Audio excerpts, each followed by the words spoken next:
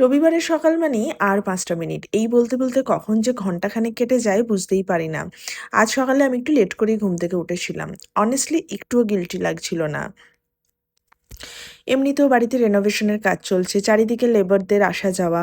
এখন সানডে আর এই cleaning motivation দেখানোরও কোনো চান্স নেই। ঘর গোছানোর বদলে আজকে ভাবলাম একটু নিজেকে গুছিয়ে নিই। আমি এখন মোটামুটি ব্যাচেলরদের মতো লাইফ কাটাচ্ছি। কারণ মেইন রেনোভেশনটা কিচেনেই হচ্ছে। সো কিচেনে আমার একটা ইন্ডাকশন আর কয়েকটা ইউটেনসিলস এই ভরসায় এখন আমার রান্নাঘর চলছে। আর্ধেক দিন রেডিমেড খাবারের ভরসায় দিন যাই হোক, আজকে রেডি হয়ে নিলাম শপিংয়ে যাব বলে। তবে আজকের শপিংটা কিন্তু আমার জন্য নয়। আজকের শপিংটা আমার পরিবারের সবচেয়ে আদরের সদস্যের জন্য, আমার গণপতির জন্য। আর কদিন পরেই আসছে সেই স্পেশাল দিন। জানো, ওর জন্য কিছু কিনতে বেরোলেই না আমার মনটা অদ্ভুতভাবে ভালো হয়ে যায়। আসলে মনে হয় আমি কিছু দিচ্ছি ঠিকই, কিন্তু আসলে আমিই অনেক বেশি পেয়ে ফিরছি।